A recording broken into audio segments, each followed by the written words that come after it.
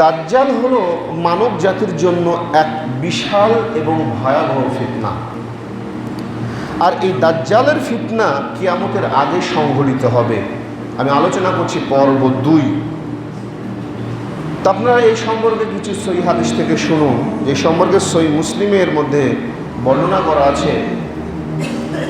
ইমরান ইবনু হুসাইন রাদিয়াল্লাহু তাআলা আনহু হতে বর্ণিত, তিনি বর্ণনা করছেন এবং বলছেন যে আমি মহান আল্লাহর রাসূল সাল্লাল্লাহু আলাইহি ওয়াসাল্লামকে বলতে শুনেছি যে আদমের জন্ম লগ্ন হতে কিয়ামত সংঘটিত হওয়া পর্যন্ত দাজ্জালের ফিতনা ফাসাদ অপেক্ষা অন্য কোনো বড় এবং ভয়াবহ বিপজ্জনক আর কিছু হবে না। এটা রাসূল সাল্লাল্লাহু আলাইহি সাল্লাম বলে গেছেন। এবার দেখুন দাজ্জালকে কারা অনুসরণ করবে।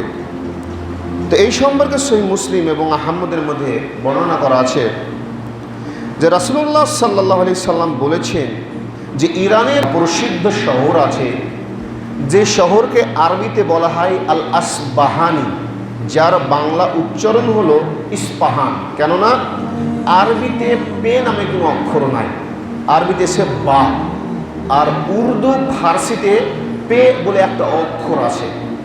এই জন্য আরবিতে উচ্চারণ হয় আল আসবাহানি, আর ফার্সি উর্দুতে উচ্চারণ হয় আল ইস্পাহান। তো ইরানের একটা প্রসিদ্ধ শহরের নাম হলো ইস্পাহান, এখনো সেই শহরটা আছে।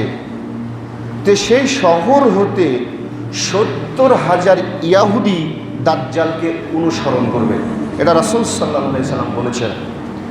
এবং তাদের কাঁধে থাকবে তাইলিসি রুমাল, এক ধরনের রুমাল বা চাদর যেটাই বলেন, তাদের কাঁধে থাকবে। এবং ইরানের ইস্পাহান থেকে 70,000 ইয়াহুদি দাজ্জালকে অনুসরণ করবে। দাজ্জাল কোথায় কোথায় বিরাজ করবে এবং কোন দুই জায়গাতে দাজ্জাল প্রবেশ করতে পারবে না। তো এই সম্পর্কে আনাস রাদিয়াল্লাহু তাআলা আনহু হতে বর্ণিত, তিনি বর্ণনা করছেন যে রাসূলুল্লাহ সাল্লাল্লাহু আলাইহি সাল্লাম বলেছেন মক্কা এবং মদিনা ব্যতীত অন্য সব জায়গাতেই বা অন্য সব শহরেই দাজ্জাল প্রবেশ করবে। মক্কা ও মদিনার গিরিপথে এর কারণে প্রবেশ করতে পারবে না, সেখানে আল্লাহ রাব্বুল আলামিন সারিবদ্ধভাবে ফেরেশতাদেরকে পাহারা দিতে লাগাবেন। এবং এখন পর্যন্ত ফেরেশতারা মক্কা মদিনায় পাহারারত অবস্থাতে থাকে, যার কারণে পৃথিবীর সর্বোচ্চ দাজ্জাল এক স্থান থেকে অন্য স্থানে মেঘমালার মতো এবং বায়ুতাড়িত বাতাসের মতো সে চলাচল করবে, কিন্তু মক্কা এবং মদিনাতে দাজ্জাল প্রবেশ করতে পারবে না। তো দাজ্জাল যখন মদিনার নিকটস্থ বালুময় লোনা জমিতে অবস্থান করবে, সেই সময় মদিনা 3 বার কেঁপে উঠবে। রাসূল সাল্লাল্লাহু আলাইহি সাল্লাম বলছেন যে মদিনা শহর 3 বার কেঁপে উঠবে। মহান আল্লাহ রাব্বুল আলামিন তখন সেখান থেকে প্রত্যেক কাফির এবং মুনাফিককে ওখান থেকে বাহির করে দেবেন। মানে যখন কেঁপে উঠবে তারা ভয়ে ওই মদিনা থেকে বাইরে হয়ে যাবে, মানে প্রত্যেকটা মুনাফিক যারা থাকবে এবং কাফির থাকবে সেখান থেকে বাইরে হয়ে যাবে। এবার দেখুন প্রত্যেকটা নবী কিন্তু এই মিথ্যাবাদী কানা দাজ্জাল সম্পর্কে বলে গেছেন। এটা সে সহিহ বুখারী, সহিহ মুসলিম, সুনানে আবু দাউদ, মুসনাদে আহমদ সহ অন্যান্য অসংখ্য সহিহ হাদিসের বর্ণনার মধ্যে দেওয়া আছে যে আনাস রাদিয়াল্লাহু তাআলা আনহু হতে বর্ণিত রাসূলুল্লাহ সাল্লাল্লাহু আলাইহি সাল্লাম বলেছেন এমন কোনো নবী নেই যে তার উম্মতকে মিথ্যাবাদী কানা দাজ্জাল সম্পর্কে সতর্ক করেননি। মানে প্রত্যেকটা নবী রাসূল যারা পৃথিবীর বুকে এসেছিলেন তারা সকলেই এই মিথ্যাবাদী কানা দাজ্জাল সম্পর্কে সচেতন করে গেছেন। রাসূল সাল্লাল্লাহু আলাইহি সাল্লাম তখন বলছেন কিন্তু মনে রাখবে সে এক চোখ কানা হবে, এটা রাসূল সাল্লাল্লাহু আলাইহি সাল্লাম বলছেন। আর নিশ্চয়ই তোমাদের প্রতিপালক সৃষ্টিকর্তা কানা নন, আর দাজ্জালের কপালে কাফের লেখা থাকবে। এখানে যারা ইউটিউবে যে দাজ্জাল দেখেন এই দাজ্জাল নয়, অনেকেই দেখবেন যে একটা চোখ লাগিয়ে দিয়েছে, বড় বড় চুল দিয়েছে, এগুলো হচ্ছে সব ধোঁকাবাজি মানুষকে দেখানোর জন্য। দাজ্জাল তো এইরকম নয়।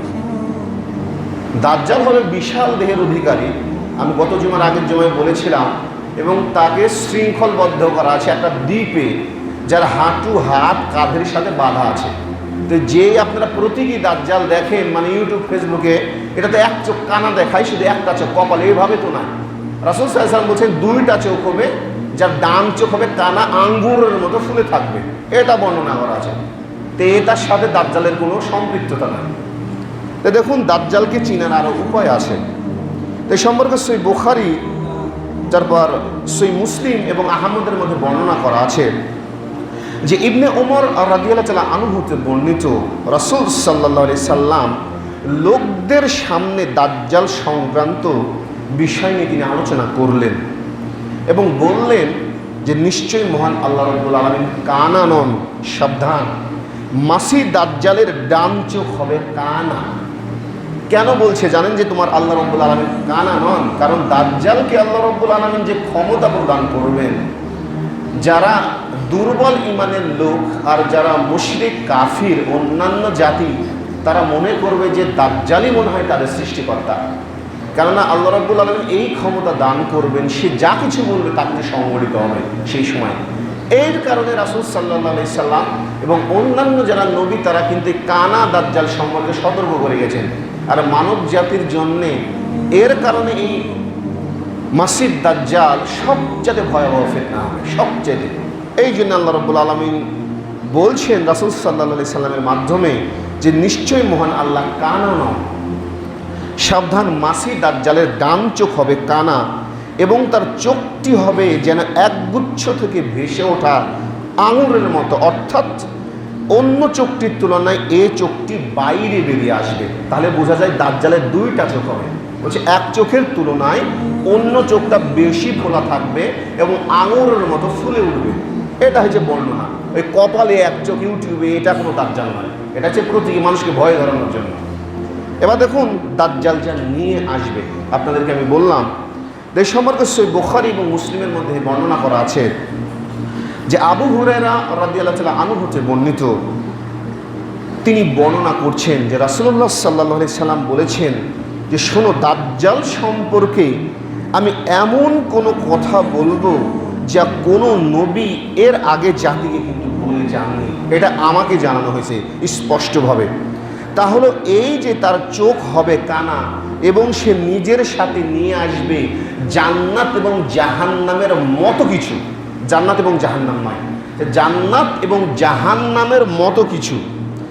যাকে সে জান্নাত মনে করবে সেটাই প্রকৃতপক্ষে জাহান্নাম হবে, আর যেটা জাহান্নাম সে নিয়ে আসবে সেটাই মুমিনের জন্য জান্নাত হবে। এটা রাসূল সাল্লাল্লাহু আলাইহি সাল্লাম বলে গেছেন। এবার দেখুন যে দাজ্জাল সম্পর্কিত আরও কিছু বর্ণনা এই সম্পর্কে সহিহ মুসলিম, জামি তিরমিজি, সুনানে আবু দাউদ, ইবনে মাজাহ এবং আহমদের মধ্যে বর্ণনা করা আছে যে নওয়াস ইবনু সামআন রাদিয়াল্লাহু তাআলা আনহু হতে বর্ণিত, তিনি বলেন রাসূল সাল্লাল্লাহু আলাইহি সাল্লাম আমাদেরকে সকালে দাজ্জাল সম্পর্কে কিছু বর্ণনা করলেন। তো একবার তার কণ্ঠস্বর যখন দাজ্জাল সম্পর্কে বলছিলেন নিচু হচ্ছিল এবং একবার উঁচু হয়ে যাচ্ছিল, এবং তার বাকভঙ্গিমা এমন হলো যে আমাদের মনে হলো যে পাশের যে খেজুরের বাগান আছে এখানেই মনে হয় দাজ্জাল আছে। মানে রাসূল সাল্লাল্লাহু আলাইহি ওয়াসাল্লাম এমনভাবে সাহাবীদের সামনে দাজ্জাল সম্পর্কে বর্ণনা করলেন।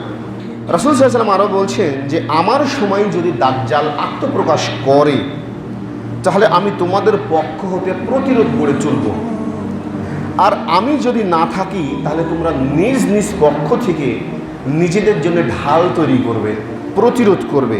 আর সেটা হলো সূরা কাহাফের প্রথম 10টা আয়াত। এটা রাসূল সাল্লাল্লাহু আলাইহি ওয়াসাল্লাম বলে গেছেন।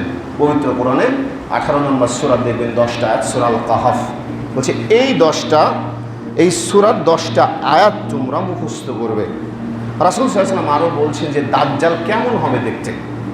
তো রাসূল সাল্লাল্লাহু আলাইহি ওয়াসাল্লাম বলছেন দাজ্জাল হবে নবযুবকের মতো, মানে একদম যুবক দাজ্জাল হবে, নতুন, মাথার চুলগুলো বেশি কোঁচকানো থাকবে, মাথার চুলগুলো, চোখ একটা আঙুরের ন্যায় ফোলা থাকবে, সে যেন আব্দুল উজ্জা ইবনে খাতামের মতো দেখতে। রাসূল সাল্লাল্লাহু আলাইহি ওয়াসাল্লাম একদিন আব্দুল উজ্জার বর্ণনা করে বলছেন উমর ইবনে খাত্তাব রাদিয়াল্লাহু তাআলা আনহুর সামনে যে দাজ্জাল দেখতে অনেকটা এই যে আব্দুল উজ্জা ইবনে কাতানাছের মতো দেখতে।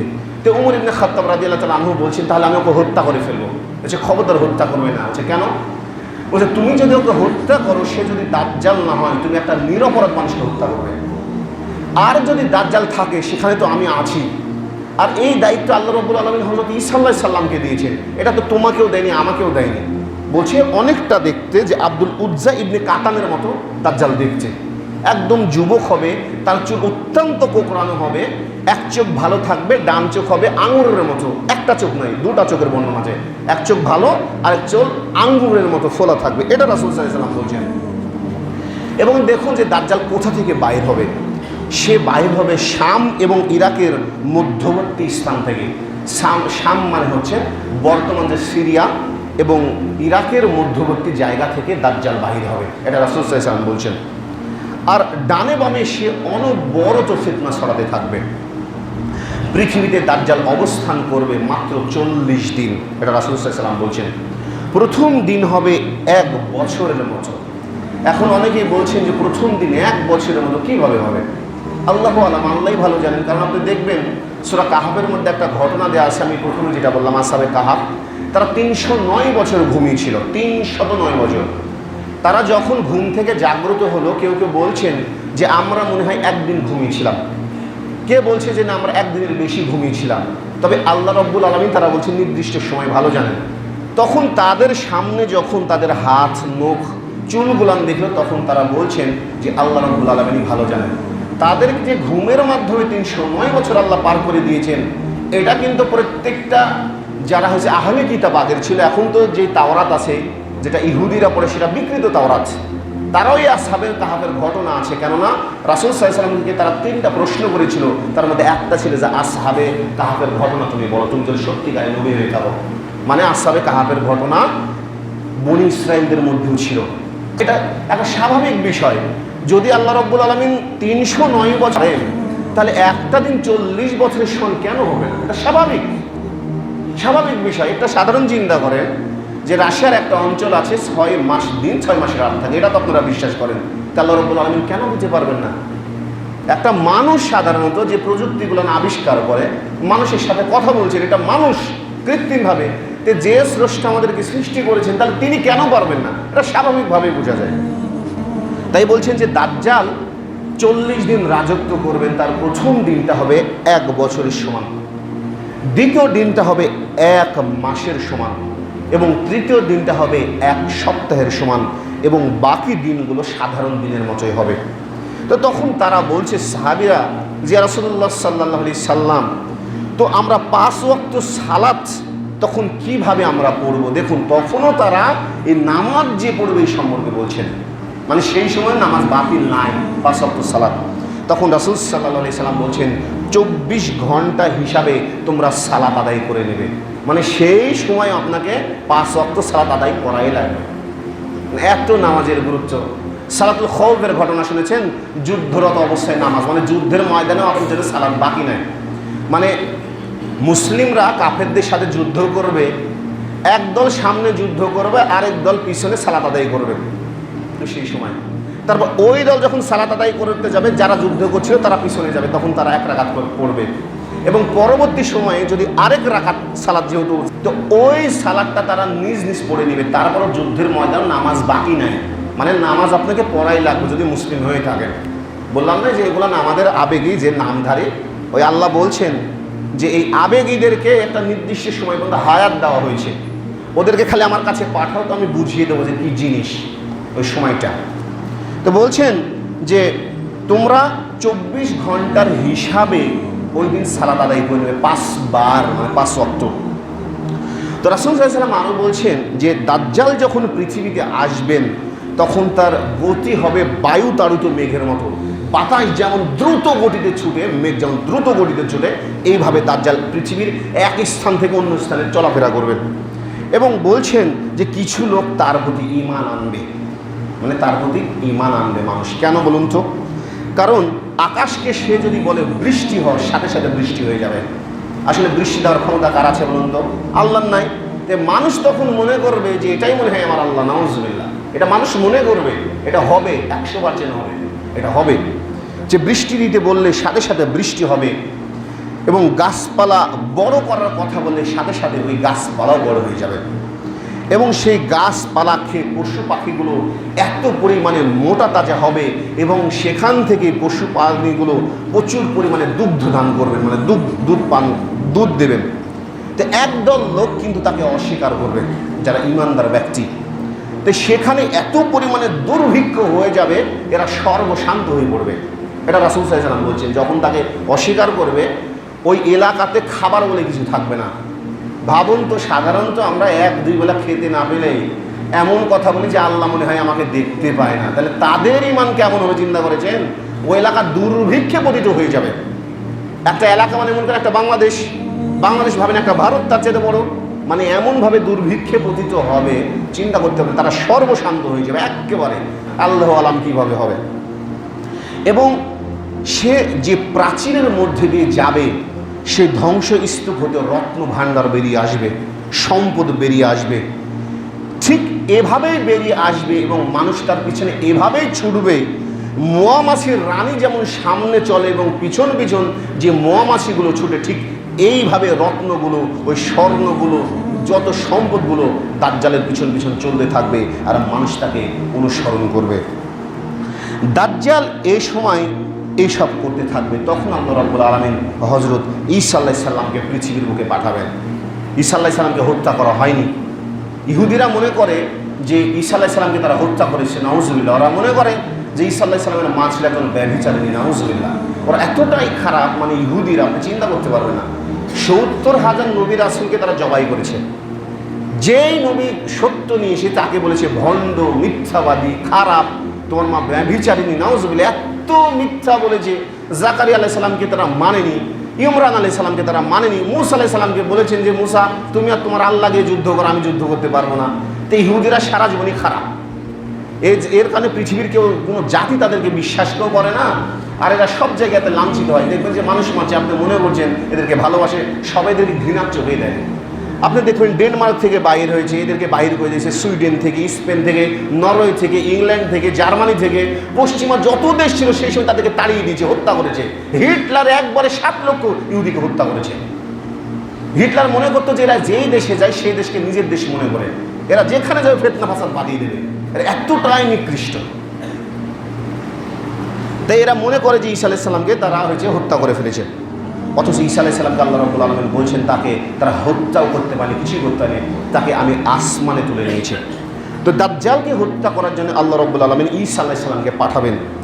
তিনি দামেস্কের পূর্বে অবস্থিত শ্বেত পাথরের মিনার, যা সিরিয়ার রাজধানী দামেস্ক, ওখানে তিনি অশ্ব এবং জাফরান মিশ্রিত রঙের 2টি বস্ত্র পরিহিত করে 2 জন ফেরেশতার ডানাতে হাত রেখে তিনি নেমে আসবেন পৃথিবীর মুখে।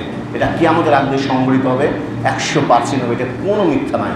বলছেন অশ্ব এবং জাফরান মিশ্রিত রঙের 2টা বস্ত্র পরিধান করে নেমে আসবেন। তখন ফজরের সালাতের ওয়াক্ত হবে। মুজাহিদেরা ফজরের সালাতের ওয়াক্তের সময়ে ওখানে থাকবেন। তখন ইমাম মাহাদি যখন সামনে যাবেন তখন দেখতে পাবেন হযরত ঈসা আলাইহিস সালাম ওখানে আসছেন। তখন বলবেন যে হে ঈসা ইবনে মারিয়াম, আপনি সামনে আসুন, সালাত আদায় করান। তখন তিনি বলবেন না, আপনি করান। তখন মানুষ চিনতে পারবে এটাই হযরত ঈসা আলাইহিস সালাম। মুজাহিদেরা চিনে নেবে, এত পরিমাণ মুজাহিদ। রাসূল সাল্লাল্লাহু আলাইহি ওয়াসাল্লাম বলছেন যে এই মুজাহিদেরা এত বড় মাপের মুজাহিদ যে একদল মানুষ সেই জামানায় বড় ধরনের যুদ্ধ সংঘটিত হবে, যে একদল মানুষ যুদ্ধ করার আগে পালিয়ে যাবে কাফেরদেরকে দেখে। আল্লাহ রাব্বুল আলামিন এদের দোয়া কোনোদিন কবুল করবেন না।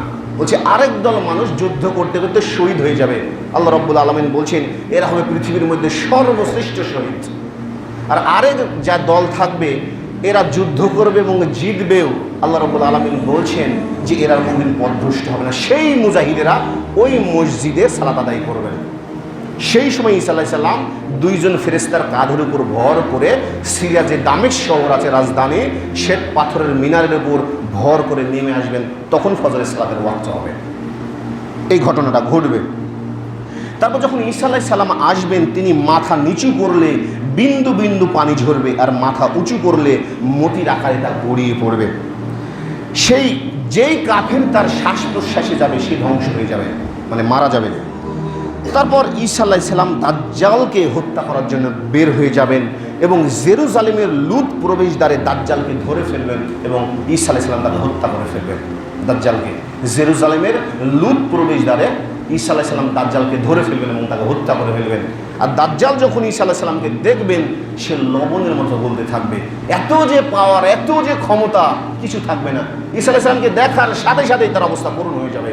তো যেই অস্ত্র দিয়ে হযরত ঈসা আলাইহিস সালাম দাজ্জালকে হত্যা করবেন, ওই মুজাহিদদেরকে দেখাবেন, দেখো আমি দাজ্জালকে হত্যা করে ফেলেছি। এটা ঘটবে কিয়ামতের আগে।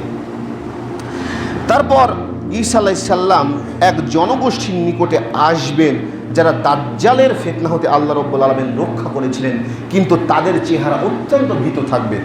তখন ঈসা আলাইহিস সালাম তাদের চেহারায় যখন হাত বোলাবেন, তখন তারা বিপদমুক্ত হয়ে যাবে এবং হযরত ঈসা আলাইহিস সালাম জান্নাতের মর্যাদা সম্পর্কে তাদেরকে শোনাবেন।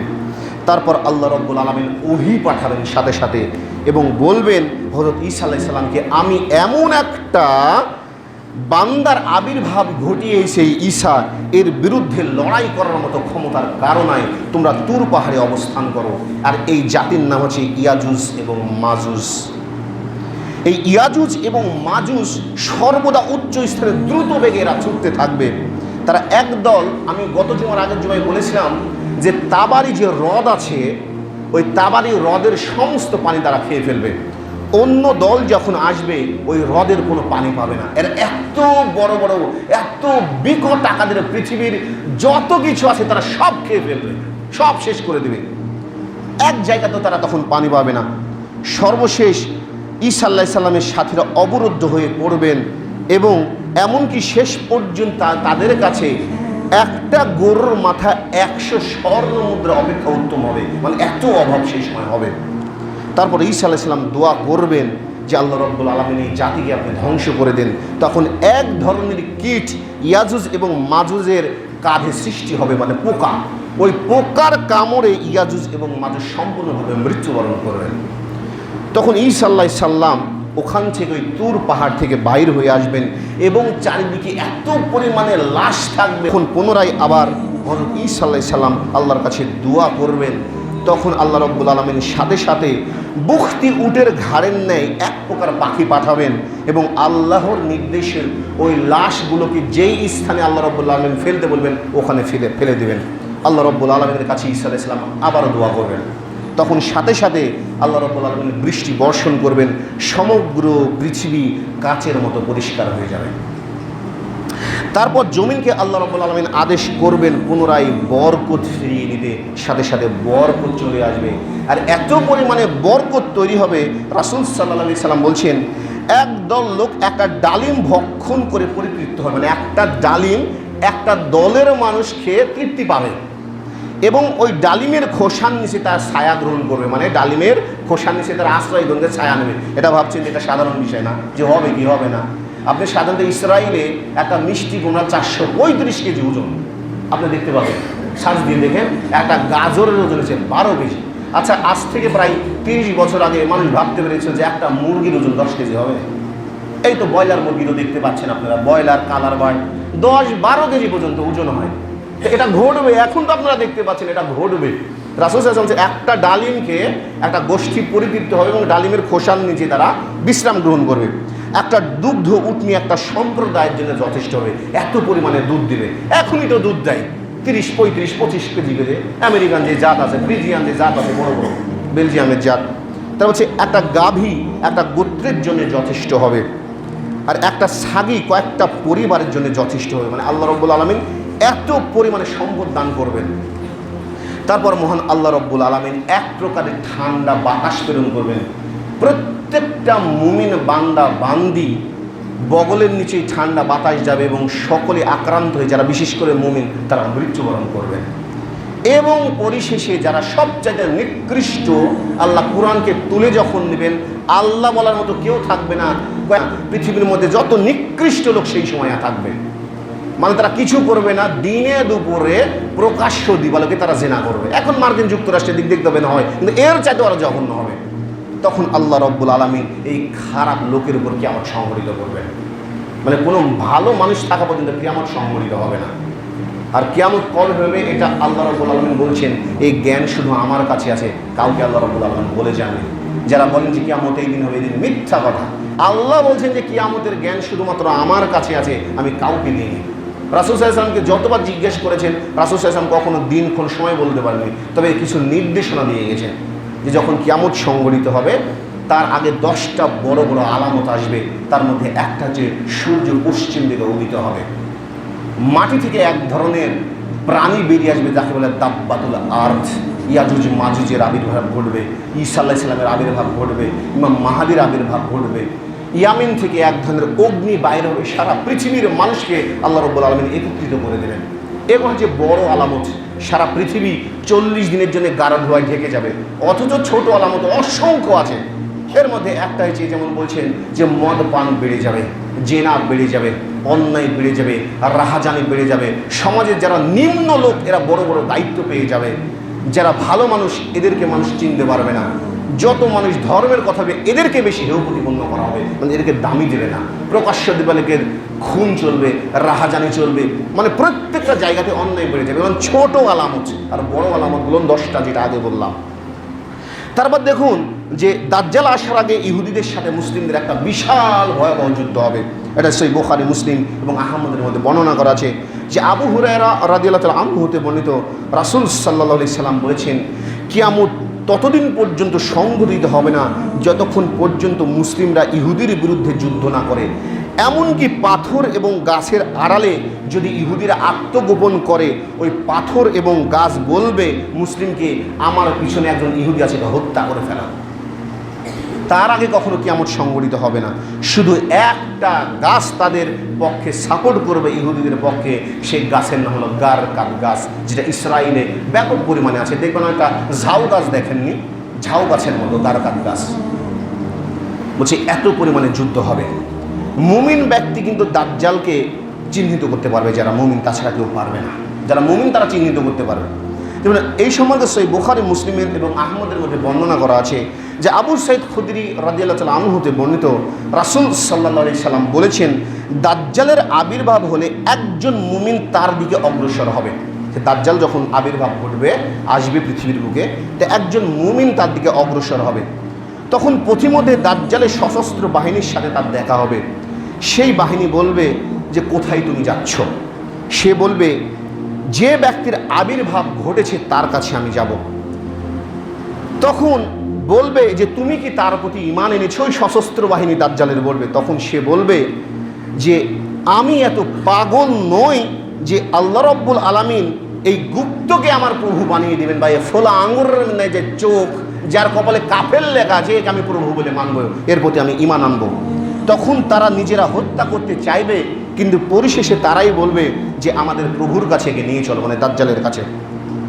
তারপর তাকে দাজ্জালের কাছে নিয়ে যাওয়া হবে এবং সে বলবে এই তো সেই দাজ্জাল যার সম্পর্কে রাসূল সাল্লাল্লাহু আলাইহি সাল্লাম বলেছিলেন, ও এত পরিমাণে মুমিন লোক, এত ঈমানদারি লোক। তাকে উপর করে শোয়ানো হবে এবং মুখে এবং মাথায় আঘাত করা হবে। মারতে মারতে পিঠ তক্তার মতো করে ফেলা হবে ওই ব্যক্তির। তারপর দাজ্জাল বলবে তুমি কি আমার প্রতি বিশ্বাস রাখো? তখন ওই মুমিন ব্যক্তি বলবে তুমি মিথ্যাবাদী মাসিহ দাজ্জাল। ওই ব্যক্তি এতটাই মুমিন হবে। তারপর মাথার শিখির উপর দিয়ে করাত দিয়ে দ্বিখণ্ডিত করা হবে এবং পা দুটো আলাদা করে ফেলা হবে। দাজ্জাল তার দেহের মাঝখান দিয়ে হাঁটবে এবং বলবে উঠো। তখনই ওই ব্যক্তি আবার উঠে আসবে। ওই ব্যক্তিকে আবার দাজ্জাল বলবে তুমি কি এখন আমাকে বিশ্বাস করো? তখন সে বলবে আমার বিশ্বাস আরও দৃঢ় হলো, তুমি কানা দাজ্জাল। কতটা ইমানদারি হতে পারে ভাবতে পেরেছেন? কতটা ইমানদারি। তারপর ওই ব্যক্তিকে জবাইও যখন করতে যাবে, আল্লাহ রাব্বুল আলামিন তার কণ্ঠ এবং ঘাড় তামার পাতে পরিণত করবেন, তাকে জবাই করতে পারবে না। অবশেষে তাকে আগুনে নিক্ষেপ করবেন। তখন তার অনুসারীরা মনে করবেন সে মনে হয় আগুনে নিক্ষিপ্ত হয়েছে। রাসূল সাল্লাল্লাহু আলাইহি ওয়াসাল্লাম বলছেন ওই ব্যক্তি তখন জান্নাতে প্রবেশ করবে, আর পৃথিবীর মধ্যে সর্বশ্রেষ্ঠ শহীদ হবে ওই ব্যক্তি। এটা ছিল ইয়াজুজ মাজুজ এবং দাজ্জাল সম্পর্কিত কিয়ামতের আগের কিছু বর্ণনা।